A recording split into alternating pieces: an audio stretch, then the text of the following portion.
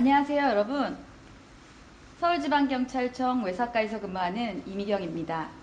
본 교육자료는 한국 내 거주하고 계신 외국인들을 위해 서울지방경찰청에서 외국인을 위한 범죄 예방 교육 영상을 제작하였습니다. 총 6개의 언어, 영어, 중국어, 일본어, 러시아어, 베트남어, 몽골어로 제작하였으며 총 10개의 카테고리, 사기, 성범죄, 가정폭력, 아동학대, 도박, 교통범죄, 마약범죄, 유학생 아르바이트, 불법 체류자 통보 의무 면제제도, 불법 택시 영업 등으로 구성되어 있습니다. 각 언어별 강사님들께서 유형별 피해 사례 및 예방법 등에 대해 알려드리도록 하겠습니다. 첫 번째, 사기 범죄입니다. 보이스피싱은 전화 등 통신장치를 이용하여 상대방을 속여 돈을 가로채는 금융사기입니다. 통장과 돈을 요구하는 모든 전화는 위험하니 그런 전화를 받으면 의심부터 하시기 바랍니다. 대사관 전화번호를 이용한 보이스피싱입니다. 실제 대사관 전화번호로 발신번호를 조작하여 피해자에게 전화를 합니다. 범죄와 연관되었다며 피해자의 개인정보와 돈을 요구한 사례입니다. 현금 인출책으로 범죄자가 된 경우입니다. 범죄자들은 보이스피싱으로 속은 피해자가 입금한 돈을 은행에서 인출해야 하는데 이때 인출책으로 유학생을 이용하고 있습니다. 유학생 A씨는 은행에서 대신 돈을 찾아다 주면 사례금을 주겠다는 글을 인터넷에서 읽고 실제로 ATM에서 돈을 찾아주다가 경찰에 검거되어 범죄자와 똑같이 공범으로 처벌된 경우입니다. 여러분들이 만약 보이스피싱을 당했다면 즉시 경찰에 전화하세요. 그러면 경찰이 금융기관으로 연결하여 임시적으로 그 계좌의 거래를 정지할 수 있게 도와드립니다. 금융기관은 어떠한 경우에도 통장이나 카드, 여러분의 개인정보를 요구하지 않으니 절대 속지 마시기 바랍니다. 자, 이제 보이스피싱을 예방하는 방법에 대해 알려드리겠습니다. 모르는 전화가 오면 그냥 끊으시기 바랍니다. 중요한 전화일 경우 상대방이 다시 전화를 하거나 문자 메시지를 남길 것입니다. 대한민국에서는 절대 전화로 개인정보나 돈을 요구하지 않습니다. 조금이라도 의심된다면 반드시 112로 전화해서 상담받으시기 바랍니다. 이번엔 인터넷으로 물건을 사고 팔면서 발생하는 인터넷 물품 사기입니다. 이때 사기범은 물건값을 깎아드릴 테니 계좌로 먼저 입금해 달라고 요구합니다. 피해 사례를 알아보겠습니다. 구매자가 먼저 연락해 선입금을 하여 피해본 사례입니다. 구매자가 인터넷 카페에서 물건을 판매한다는 글을 보고 판매자에게 물건을 살 수 있는지 물어봅니다. 이에 판매자는 돈부터 먼저 입금해 달라고 요구하여 구매자가 물건 받기 전 돈부터 보냅니다. 이후 입금이 확인되고 물건이 발송되었다는 문자를 받고 기다리지만 물건은 오지 않습니다. 이미 해당 카페는 폐쇄되었고 관리자는 연락이 두절된 경우입니다. 두 번째 사례입니다. 이번에는 판매자가 먼저 연락해 선입금을 하여 피해본 사례입니다. 구매자가 물건을 구매하고 싶다는 글을 올리고 판매자로부터 연락이 옵니다. 평소에는 판매자 정보를 조회하고 송금을 하였는데 때마침 회사 일로 바빠서 미리 조회하지 않고 선입금을 한 경우입니다. 이후 판매자로부터 연락이 없어 판매자를 조회해 보니 사기 건수가 많은 판매자로 확인된 경우입니다. 그럼 어떻게 하면 인터넷 물품 사기를 예방할 수 있을까요? 일단 너무 싸다면 의심부터 해야 합니다. 그리고 개인 거래는 직접 만나서 물건과 돈을 교환하되 물건을 꼼꼼히 확인해야 합니다. 만나서 물건과 돈을 교환하는 직접 거래가 어려운 경우에는 판매자가 괜찮은 사람인지 꼭 확인을 하셔야 합니다. 경찰청 사이버 안전국이나 더 치트라는 사이트에서 판매자 연락처를 검색하면 사기로 신고된 범죄가 있는지 계좌가 유효한지 확인할 수 있습니다.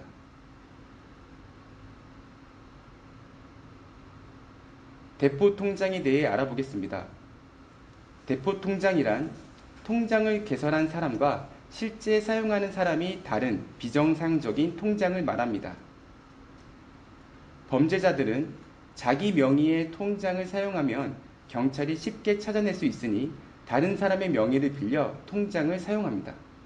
보통 통장을 사겠다, 회사를 만들었는데 통장이 필요하다, 통장을 가져오면 취직을 시켜주겠다 라고 다양한 방법으로 통장을 요구하는데 대한민국에서는 모두 불법입니다. 대포 통장의 피해 사례를 알아보겠습니다. 입국한 지 한 달 된 유학생이 인터넷에서 통장을 빌려주면 20만 원을 준다는 글을 읽고 범죄자에게 연락해 자기 명의의 통장을 보냅니다.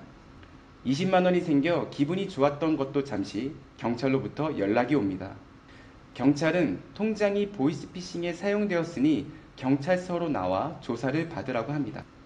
경찰서에 가서 한국법을 잘 몰라서 그랬다고 진술했지만 결국 범죄자와 공범으로 처벌받은 경우입니다. 어떻게 하면 대포 통장으로 인해 범죄가 되는 것을 예방할 수 있을까요? 누구에게도 통장, 체크카드, 계좌 비밀번호를 알려줘서는 안 됩니다. 통장 복사본을 주는 것도 안 됩니다.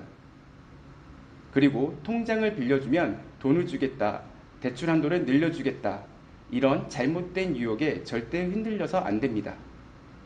세상에는 공짜가 없는 법입니다. 두 번째로 성범죄입니다. 무엇이 성범죄일까요? 사전적으로는 상대방의 의사에 반해 상대의 성적 자기결정권을 침해하는 모든 행위를 말합니다. 내가 어떤 이성을 만날 것인지, 어떻게 행동할 것인지 성적인 부분에서 내가 원하는 것을 스스로 판단하고 결정할 수 있는 권리를 말합니다. 법률적으로는 폭행이나 협박을 해서 강제로 상대방에게 성적인 행위를 하는 것입니다. 주로 강간이나 강제추행이 대표적입니다. 예전에는 폭행, 협박이 없으면 강간이나 강제추행이 되지 않았지만 최근에는 상대방의 의사를 무시한 채 성적인 행위를 하면 폭행이나 협박이 없어도 강간이나 강제추행으로 인정하여 처벌하고 있습니다. 성범죄 피해 사례를 알아보겠습니다. 피해 여성은 직장 상사 A씨로부터 강제추행과 모욕을 당했습니다. 일반적으로 여성이 이러한 일들을 당하면 당황하고 자신이 잘못한 건가 자책하기 일쑤입니다. 그러나 이 여성은 CCTV, 녹음 파일 등을 증거로 수집해서 경찰에 신고하였습니다. 결국 직장 상사 A씨는 강제추행이 인정되어 처벌받았고 이 여성은 고용노동부를 통해 새로운 직장에 취직하게 된 사례도 있습니다. 여러분께 이런 일이 있어서는 안 되겠지만 혹시나 당하신다면 절대 여러분의 잘못이 아니고 상대방의 잘못인 것을 기억하시기 바랍니다. 성범죄를 당했을 때는 일단 최대한 그 상황에서 벗어날 수 있도록 노력해야 합니다. 주변 사람에게 도움을 요청할 수 있도록 큰 소리로 외치거나 112에 신고하시기 바랍니다. 112 긴급신고 어플리케이션을 활용해도 좋습니다. 또한 중요한 증거는 최대한 확보해야 합니다. 몸을 씻지 말아야 하고 당시 입었었던 속옷은 버리지 말아야 합니다.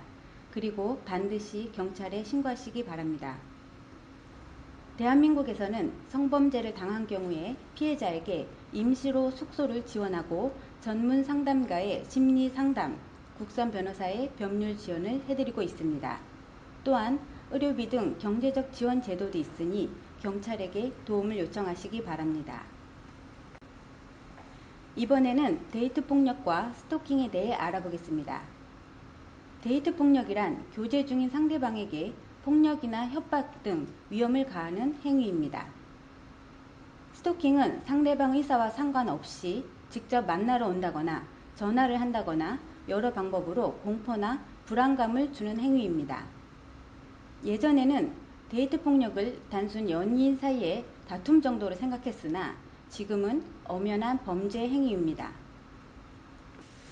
그렇다면 데이트 폭력, 스토킹에 어떻게 대처할 수 있는지 알아보겠습니다. 여러분, 폭력은 사랑이 아니라 범죄라는 것을 꼭 기억하셔야 합니다. 협박한 메시지를 캡처하거나 대화 내용을 녹음하고 목격자가 있다면 목격자의 연락처 등을 기록해 두셔야 합니다. 폭행을 당했다면 맞은 부위를 촬영하고 병원에서 진단서를 받아 증거를 확보해야 합니다. 그리고 경찰 및 1366 여성 긴급 전화를 이용해 상담을 요청하시기 바랍니다. 세 번째로 가정폭력입니다. 무엇이 가정폭력이겠습니까? 신체적 폭력은 물론이고 경제적, 정서적 폭력도 가정폭력입니다. 또한 방임과 성학대도 분명 가정폭력입니다. 가정폭력은 예전부터 각 가정의 문제로 여겼지만 최근에는 사회적 문제가 되고 있어 국가가 적극적으로 개입하고 있습니다. 가정폭력의 대처 요령입니다. 먼저 경찰에 도움을 요청해야 하며 폭력 현장에서 바로 벗어나야 합니다. 폭행을 당했을 때는 폭행 부위를 촬영하거나 병원에서 진단서를 받는 등 증거를 확보해야 합니다. 가정폭력은 대부분 한 번에 그치지 않고 지속적으로 반복되는 경우가 많습니다. 그러니 경찰의 도움을 받은 이후 다시는 폭행하지 않겠다는 약속을 꼭 받아 행복한 가정을 유지하시기 바랍니다. 가정폭력이 심각할 경우 여러분은 경찰관에게 긴급 임시조치를 요청할 수 있습니다. 가해자를 집 밖으로 나가게 할 수 있고 가해자로부터 전화, 문자, 카카오톡의 연락을 막을 수도 있습니다. 또한 집과 직장 근처에 오지 못하게 할 수도 있습니다. 긴급 임시조치 상황보다 더 심각할 경우가 있습니다. 이런 경우 판사가 피해자 보호 처분이 필요하다고 인정하는 경우 접근 금지 처분이 가능합니다. 가해자가 전혀 위치를 알 수 없는 보호시설에 입소하는 등 가해자의 접근을 금지하는 처분이 가능합니다. 네 번째로 아동학대입니다. 아동학대란 아동을 신체적으로 학대하는 것은 물론 심리적, 성적으로 학대하거나 돌보지 않고 방치하는 것을 말합니다. 혹시 아이를 방에 가두거나 방치하거나 때린 적이 있습니까? 이 모두가 아동학대가 될 수 있습니다. 또한 상습적으로 학대할 경우 가중처벌을 받게 됩니다. 아이들은 우리의 미래입니다. 내 아이라고 해서 내 마음대로 하는 것은 아동학대가 될 수 있습니다. 다섯 번째로 도박입니다. 도박이란 금품을 걸고 승부를 겨루는 것을 말합니다. 잠깐 즐기는 게 아니라면 범죄가 될 수 있으니 유의하시기 바랍니다. 각 나라마다 도박의 종류는 다릅니다. 대한민국의 경우 고스톱, 중국은 마작, 미국은 카드, 태국은 사설로또 등 전 세계적으로 다양한 도박이 있습니다. 도박할 장소를 제공하는 것을 도박개장죄라 하며 도박죄보다 도박개장죄가 더 나쁜 범죄로 도박하지 않고 단순히 장소만 제공해도 처벌받을 수 있습니다. 여섯 번째로 교통범죄입니다. 여러분, 교통사고는 누구에게나 일어날 수 있습니다. 대부분의 사람들이 사고가 났을 때는 당황하기 마련이나 절대 당황하지 마세요. 침착한 마음으로 우선 차에서 내려 다친 사람이 있는지 확인하셔야 합니다. 다행히 다친 사람이 없다면 보험회사에 전화하세요. 렌트카라면 렌트카 회사에 전화하시면 됩니다. 안타깝게도 다친 사람이 있다면 112에 전화하셔서 경찰이 하라는 대로 하시면 됩니다. 다친 사람이 있다고 말하면 경찰이 출동할 때 구급차가 함께 출동하게 됩니다. 교통사고가 났을 때 가장 중요한 건 다친 사람의 치료입니다. 대한민국에서 운전을 할 때 하면 안 되는 행동이 있습니다. 본국에서는 운전할 수 있더라도 운전면허 없이 운전할 수 없습니다. 술을 마시고 자동차 오토바이를 운전하거나 자전거를 타는 것은 절대 해서는 안 됩니다. 음주운전은 직접 하지 않더라도 범죄가 될 수 있는데 바로 음주운전 방조죄입니다. 술 마신 사람에게 자동차 열쇠를 주거나 음주운전할 것을 알면서 술을 마시게 하거나 음주운전을 권하고 함께 차에 타거나 음주운전하려는 사람을 말리지 않는 경우도 모두 음주운전 방조죄입니다. 자전거 안전규제에 대해 알아보겠습니다. 자전거를 타고 음주 주행하는 것은 안 됩니다. 안전모는 꼭 착용해야 합니다. 보도 통행 시에는 보행자에 유의하며 횡단보도에서는 자전거에서 내려서 끌고 가셔야 합니다. 원동기가 켜진 전기 자전거는 보도 통행을 금지합니다. 대포 차량에 대해 알아보겠습니다. 서류상 주인과 실제 운행하는 사람이 다른 차량 또는 주인이 누구인지 모르는 차량을 대포 차량이라고 합니다. 차량 주인이 누구인지 확인하기 어려우니 범죄에 이용되거나 교통사고가 났을 때 다친 사람의 피해 회복이 쉽지 않습니다. 그래서 대포 차량의 운행을 금지하고 있습니다. 대포 차량은 어떻게 발생할까요? 채무관계에 얽혀있거나 차를 사고 명의 이전을 하지 않거나 차를 도둑 맞은 경우에 대포 차량이 될 수 있습니다. 대포 차량은 단순히 운행하는 것만으로도 처벌받을 수 있습니다. 혹시 이런 행동을 하신 적 있거나 보신 적이 있나요? 신호위반, 중앙선 침범, 과속 진로 변경, 금지 위반, 급제동, 이유 없는 소음 발생, 안전거리 미확보, 앞지르기 위반, 횡단 유턴 후진 금지 위반, 모두 난폭운전입니다. 보복운전 절대 안 됩니다. 일부러 급하게 정지하기, 가다서다 운전하며 위협하기, 진로 방해하기, 차선 밖으로 밀어붙이기 절대 하시면 안 됩니다. 7번째, 마약 범죄입니다. 마약을 범죄로 처벌하지 않는 나라들도 있습니다. 그러나 대한민국에서는 마약, 향정신성 의약품을 단순히 소지하거나 사용하는 것을 범죄로 처벌하고 있습니다. 금지되는 마약으로는 아편, 몰핀, 물뽕, 헤로인, 코카인, 대마, 메사돈, 야바, 히로뽕, LSD, 해피벌룬 등이 있습니다. 마약류 등 수출입 판매나 구입, 집에서 재배하거나 종자 소지, 마약을 투여하는 장소를 제공하는 것은 엄연히 범죄입니다. 마약 투약은 물론 단순히 소지하기만 해도 처벌받을 수 있으니 유의하시기 바랍니다. 8번째, 유학생 아르바이트입니다. 유학생도 아르바이트를 할 수 있을까요? 네, 출입국 간사의 허가를 받으면 가능합니다. 원칙적으로 영리, 취업활동은 금지되어 있으나 시간제 취업, 즉 아르바이트는 사전 허가를 받으면 가능합니다. 그럼 어떤 아르바이트를 해야 할까요? 편의점 등 사회통념상 학생이 할 수 있는 업종, 단순 노무직이나 일회성 활동은 가능합니다. 그러나 많은 돈을 준다고 하여 유흥주점에서 도움 일을 하거나 풍속에 어긋난 장소에서 일을 하거나 공장이나 첨단산업연구소에 취직하거나 개인 과외, 불법 추심 행위는 금지하고 있습니다. 출입국 간서의 사전 허가를 받더라도 시간 제한은 꼭 지키셔야 합니다. 학부, 어학연수 과정은 일주일에 20시간 이내, 석사, 박사 과정은 일주일에 30시간 이내입니다. 아르바이트 기간은 1년이지만 제약 기간 내에는 연장이 가능합니다. 단 학기의 70% 이상을 이수해야 하고 평균 B학점 이상을 획득해야 합니다. 외국인은 비자 종류에 따라 체류 자격 범위 내에서 활동할 수 있습니다. 외국인의 경우 누구나 취업할 수 있는 것이 아니라 취업할 수 있는 자격과 할 수 없는 자격으로 나뉘게 됩니다. 관광 취업 비자의 경우 체류 자격 범위 내에서 취업 활동이 가능하고 유학생은 물론 어학연수, 방문 동거, 동반 비자의 경우 출입국 간사의 허가를 받으면 취업 활동이 가능합니다. 특히 이번은 결혼 이주 여성분들이 취업 활동 관련하여 주의하셔야 할 부분입니다.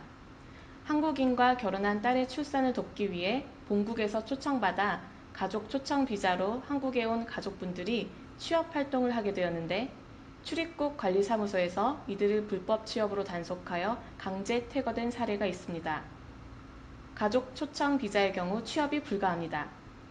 방문 동거 비자로 체류를 연장하는 경우에도 원칙적으로는 취업이 불가하니 자세한 내용은 출입국 관리사무소로 문의하시기 바랍니다. 9번째, 불법 체류자 통보 의무 면제 제도입니다. 불법 체류자 통보 의무 면제 용어가 굉장히 어렵습니다. 쉽게 말씀드리자면 대한민국 경찰은 외국인의 불법 체류 사실을 발견하면 출입국 관서에 불법 체류 사실을 통보할 의무가 있습니다.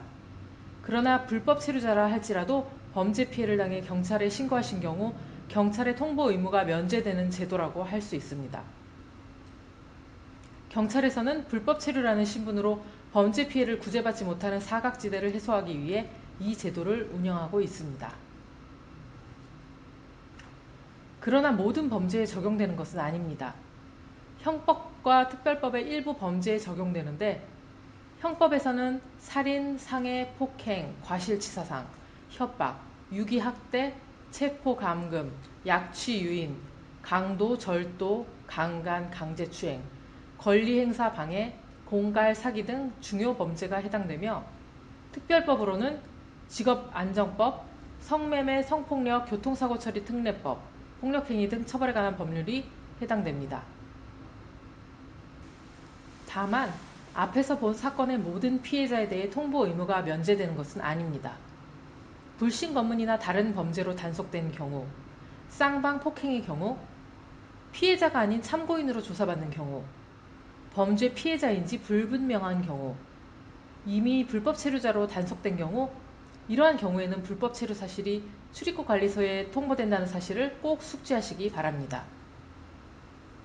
또한 불법 체류자 통보 의무 면제 제도의 도움을 받아 범죄 피해를 회복하게 되더라도 체류 자격이 합법으로 변하는 것은 절대 아닙니다. 경찰이 출입국 관서에 통보하지 않을 뿐 불법이라는 신분은 그대로 유지되므로 언제든 단속되어 강제 추방될 수 있습니다. 범죄 피해 구제를 받으셨다면 자진 출국하셔 합법적 신분으로 재입국하시기 바랍니다. 10번째, 불법 택시 영업입니다.